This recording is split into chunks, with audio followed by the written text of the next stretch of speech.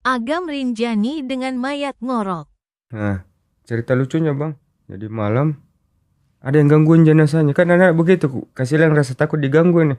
Mbak, Ada yang gangguin jenazah? iya anak-anak ini yang jaga. Oh, iseng. Iseng. Bang, mbak, bangun mbak, makan dulu mbak. Ini mbak sudah 2 malam tidur terus. 2 lagi matras tidur. Kita ndak pakai matras ini, bangun.